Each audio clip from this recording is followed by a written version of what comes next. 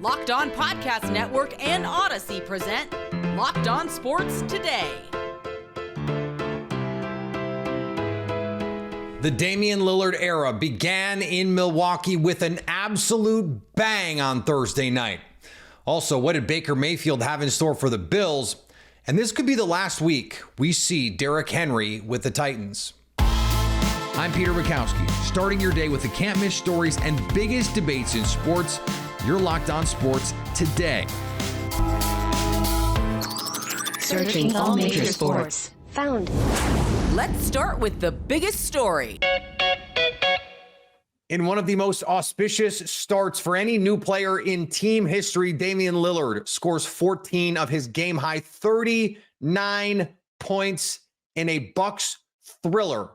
They beat the Philadelphia 76ers, who, of course, were without James Harden in this one. Camille Davis from Locked On Bucks joins me now. And Camille, Damian Lillard in a Bucks uniform seemed a little weird at first in a regular season game, but as the game wore on, he just took over. This looked like the Damian Lillard we were used to seeing. What was your first impression of Lillard here with the Bucks? I'm so thankful that the Bucks have a point guard that can just put so much stress on opposing defenses. We have not had a point guard that could hunt free throws the way that Damian Lillard does and convert them at such a high clip. Like, Dame shot under 50% from the field today, but he was perfect from the free throw line, going 17 of 17, which was extremely important, especially when the rest of the Bucks around him were pretty poor at the free throw line this evening. Without Dame tonight, the Bucks don't have this victory, and being able to see the first flashes of what it might look like for this Bucks team to be led by the superstar duo of Damian Lillard and Giannis Antetokounmpo, it is just really exciting to see, because it's evident the gravity that both of these players create and the mismatch problems is going to be able to create for the rest of this Bucks team to take advantage of. Yeah, and it's hard to think of two superstar players, two superstar teammates who complement each other and make up for the other's deficiencies the way that these two players do and enhance the other's strengths. What did you think of the combination of Dame and Giannis on the floor in this one? You know, when the trade was made, the thing that everyone was talking about immediately is that Giannis Dame pick and roll and the problems that that's going to cause for opposing defenses. And you saw that this evening. But what you also saw is a game where Giannis wasn't at his best. A lot of turnovers tonight for Giannis. You can see that he's still getting used to running offense in this particular system. He's not used to where some of the guys are. You know, in Bud's system before this one with Adrian Griffin, you knew where every guy was going to be. They had the 5 boxes set up on the perimeter, and there was not much off-ball movement. You see now with this Bucks team, a lot more movement, a lot more horns actions with that pick and roll coming up with Dame. So not even just Dame and Giannis pick and roll alone, but being able to screen Dame with guys like Brook and Giannis together at the same time, it just poses so many problems. And although it was a little clunky at times between Giannis and Dame, you can see the potential of it, and it is exciting to see. It is hard to remember a time from a Bucks perspective where you felt this confident with them in the final 3 minutes, because if you go back to playoff seasons, playoff flameouts past, it was clunky offense, especially late in clocks, late in games. We saw it in that Heat series last playoffs. What does Dame do that allows him to be so good and so comfortable in these late game situations? He's been there before. I mean, that's one piece of it. Like, there's not a moment that feels too big for Dame because he has been there. Game 1 of the regular season, that's nothing. Like, I've closed out games with, 30-foot three-pointers. Like, this is something that Dame is used to. But on top of that, playout series. Exactly. And on top of that, like, this is Dame now with a team around him that he has never had. He's never had a team get up and down the court like this. He's never had the bigs behind him like he currently does. And when you trust your teammates as well, not saying that he didn't trust his teammates in Portland, but when your teammates are Giannis and Chris Middleton, although he only had limited minutes, Malik Beasley, Jay Crowder had a big game, making shots when they needed them done and playing some great defense. It puts Dame in a position where it's like, I know I can do this. I have no, doubt that I can make these shots. But if I do get doubled or tripled or the shot's not there, I have no problem dishing it to the next guy because I know another play can be made.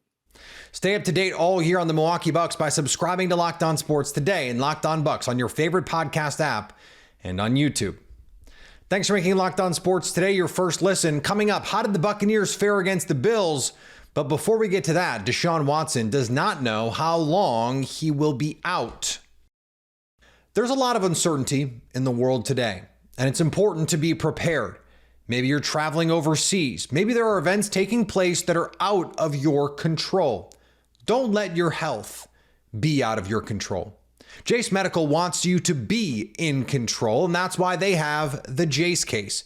The Jase case is a personalized emergency medication kit that contains 5 essential antibiotics that treat the most common and deadly bacterial infections. You can also customize your case and add additional life-saving medications based on your unique needs.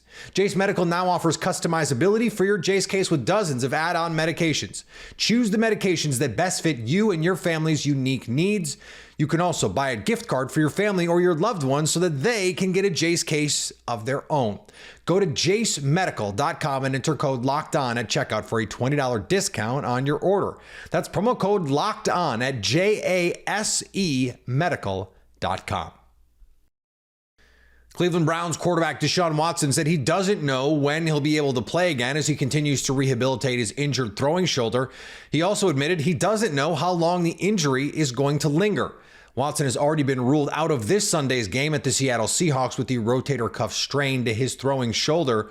After missing Cleveland's 2 previous games, Watson started this past Sunday's game against the Colts, but left in the first quarter after taking a hit. Watson is not practicing this week as he focuses on rehab instead.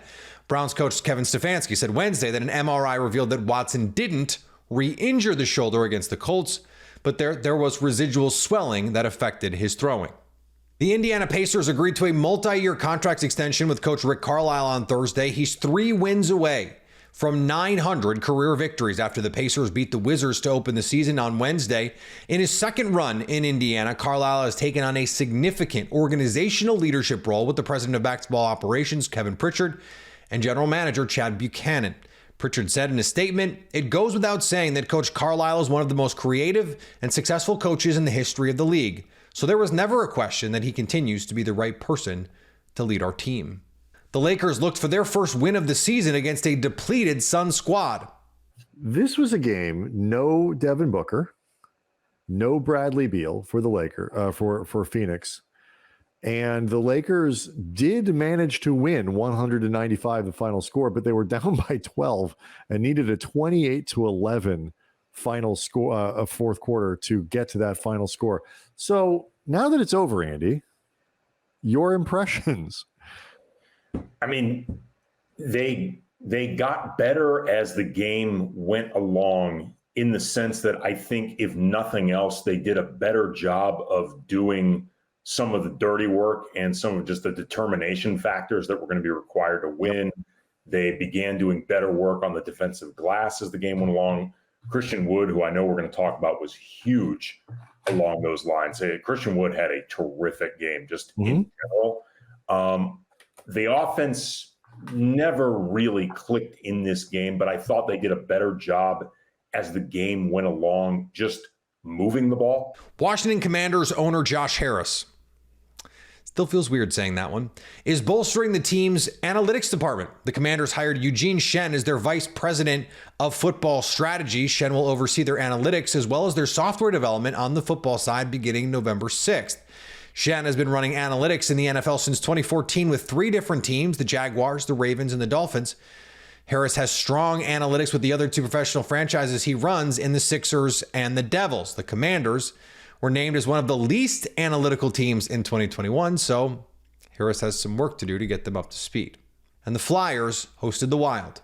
We're going to get into that 6-2 win over the Minnesota Wild. The biggest issue we talked about in, the Dallas game and the Vegas game was, them playing back on their heels and not being able to withstand a surge from an opposing team. And this was how you handle that. There was a surge. The Wild got back within 1, but then the Flyers put it away, and they tampered down whatever the Wild were doing. They were, intercepting passes. They were making plays and really pushing offensively themselves instead of just playing defense. And that was exactly what we wanted to see. Yeah, agreed. it was weird. The Wild, like for the first two periods, I just couldn't understand how they couldn't create anything. And the Flyers did a really good job. But then the third period, all of a sudden, like the Wild kind of like were like really pressing, got a lot of shots in a short amount of time, and definitely had heart moving. And that's when I felt like, okay, now the defense is a little tired, but they got a second win. And when they did, you know, they put them away. So, yeah, I do give them credit for overcoming that. The Tampa Bay Buccaneers sure made it interesting late, down 2 scores, putting a scare in the Buffalo Bills, but a scare, it is Halloween season after all, was all it was, a 24-18 Buffalo Bills win. And now, after a 3-1 start, the Bucs have lost 3 in a row. James Yarko from Locked On Bucs joins me now. And James, what has been the difference for this team the last month or so that they have not been able to pull out some of these games that they seem to be winning early in the season? Well, you take a look at the offensive side of the ball and not being efficient in the red zone at home. They're scoring touchdowns in the red zone at about 30% of the time. And on the flip side, defensively, they're not getting off the field on third downs. This is a team coming into the Thursday night game against the Buffalo Bills that was allowing third down conversions 50% of the time. Against the Bills, it at one point was up over 60% and ended up dropping to, I believe they finished at 50% because of that final drive of the Bills. But, you know, it's been a collection of things where they're so close and just haven't figured out how to turn the corner yet. Are they more the team that you think started 3-1 or the team that we've seen the last 3 weeks? Somewhere in the middle. If we're going to be completely honest, they're somewhere in the middle. They are a team that is loaded with talent. They have arguably the best safety in the NFL right now in Antoine Winfield Jr., but you also have guys like Devin White that are not playing up to the level that they are capable of. You have players like Ryan Neal, who still doesn't seem comfortable in Todd Bowles' defense. You have guys like Cody Malk and Luke Gedeke and Robert Hainsey that are continuously stalling promising drives with stupid penalties. So, you know, they can play to the level that they did against the Saints, where they just absolutely dominated from beginning to end. But at the same time, you're going to see games like you saw against the Detroit Lions, where absolutely nothing goes right and they lose all 3 phases. Yeah, capable of beating just about anyone if they play their best and capable of losing to just about anyone. I think that describes like 15 teams in the league this year, maybe more, including this Buffalo Bills team, by the way. So in order for them to, and they're very much still in the thick of the playoff race in the NFC, what do they need to tighten up if they want to stay more in that spot? Because they have a chance to win this NFC South. Yeah, no doubt about it. Even at 3-4 and losing 3 in a row, they're still in the thick of the hunt of the NFC South. And this is still a team where when you look down the line and you look at some of the teams that they're going to be playing now, they have the opportunity to string some wins together. They, you know, really the tough part of their schedule is over with, and they have some really favorable matchups, you know, throughout the month of November and into December. So it's about the discipline on the defensive side of the ball to get off the field on third down and give your offense an opportunity. And that offense needs to capitalize on those opportunities. Rachaad White kind of rejuvenated the run game a little bit against one of the worst rush defenses in the NFL. But when the Bucs were consistently going up against top 10 rushing defenses in terms of yards per carry, it was hard to get that going with the offensive line not playing up to the level that they need to. So, yeah, it's the little tweaks, it's the little things. This mini bye is certainly going to help them, you know, get Vita Vea healthy again. How different a game this could have been with as close as it came had the Bucs had Vita Vea on the field. Start to get Devin White a little healthy. Something's not right with him. So there's something going on there where he's not himself. So you start to get some of those things going, and then all it takes is one game. We see it in the NFL every year. It just takes one game for things to start to click. It's just a matter of how quickly will that game come. Stay up to date on the Tampa Bay Buccaneers by subscribing to Locked On Sports today and Locked On Bucs on your favorite podcast app and on YouTube. Coming up, will Derrick Henry be on the move after this week? Snap into action this NFL season with FanDuel, America's #1 sportsbook. Right now, new customers get $200 in bonus bets guaranteed when you place a $5 bet. That's $200 in bonus bets, win or lose. If you've been thinking about joining FanDuel, there's no better time to get in on the action. The app is so easy to use. There's a wide range of betting options, including spreads, player props, over-unders, and more. The World Series gets going tonight with two unlikely teams vying for the trophy. FanDuel likes the magic of the Rangers to outlast the magic of the Diamondbacks. Texas -174 to win the series. You can also combine different prop bets within a game to get an even bigger payout. FanDuel same-game parlays are a great way to enhance your sports watching experience. So visit FanDuel.com/LockedOn and kick off the NFL season. FanDuel, official partner of the NFL. It's been quite the run for Derrick Henry in Tennessee, pun intended. King Henry has produced meme-worthy performances on a regular basis. Peacock and Williamson wonder if this is the week that will be Henry's last as a Titan.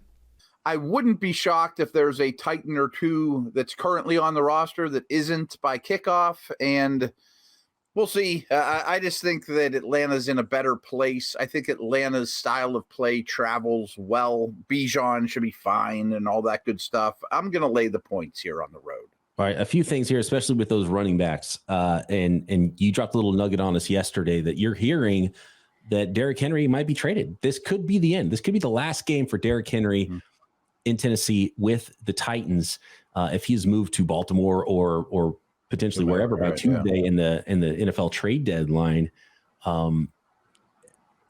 It'd probably be a smart move long term for the Titans to do that. Figure out who their young quarterback is. And amazing run for Derrick Henry. Could be a game changer for another team. No doubt. No doubt. I mean, this stage of his career, he might not be what he used to be, but he would be a great addition to a Ravens-type team. Chiefs, Bills, who knows? Some contender, and don't just lean on them entirely. I like it a lot. But I also like Atlanta's defense. I wanted to mention that, too. I think their defense will be tough on the young quarterback. Give me, I don't even like the line here. Just give me the under in this game. It's only 36. And yeah. By far, or not by far, the Jets Giants we're going to get, or that we just talked about, it's 36.5, but it's still lower than that one even. I'm not confident either one of these teams putting up numbers. The fact that it might be, a first time starter in Will Levis potentially. It's not like Malik Willis is going to be lighting up the scoreboard either. And who knows, maybe they even pull Derrick Henry early because they're trying to save him because they've got trades in the works and don't want him to get hurt right before that happens. I think you have to take the Falcons here and give up just the 2.5 points. Falcons by a field goal at least. The problem with this theory is he has to go somewhere. Someone has to want to trade for him. So even if it's true that the Titans want to trade him, and I'm not convinced it is because I don't think Mike Vrabel wants to tank under any circumstances. I think he values the physicality that Derrick Henry brings, even if it is a diminished version of Derrick Henry. But someone's got to want him.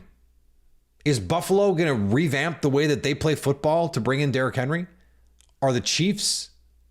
Who is the contender that is going to say, yes, this is the guy who we're going to have to totally rebuild our running game to orient around him? And that is going to be the missing piece for us. Even if it only costs a 4th round pick or a 5th round pick, which, by the way, if you're the Titans, just don't do that. Just keep him. It will really help a guy like Will Levis or Malik Willis, depending on when and how much those guys play, to have a veteran like Derrick Henry in the backfield. I don't understand why they would want to move him unless someone's going to give you a lot for him. And the reality is, I just don't see anyone out there giving up quality assets to get Derrick Henry. And finally, Live Golf League players who are hoping the major championships would change criteria to make it easier for them to qualify for those fields probably aren't going to get their wish when it comes to the Masters. Phil Mickelson has gone on the record saying he thinks the major tournament should adapt to Live. If they want to make sure they have the best fields in golf, they could create vehicles for players on Live to play in majors. Exhibit 700 of Live golfers getting mad that their decision to join the Saudi-backed circuit has consequences. This is me playing the world's smallest violin for them. Thanks for making Locked On Sports today your first listen. Now go find your favorite team's Locked On podcast and make them your second listen. Coming up on the next Locked On Sports today, will the 49ers bounce back if they don't have Brock Purdy. So at least until tomorrow, stay locked on sports today. Locked On Podcast Network and Odyssey present Locked On Sports Today.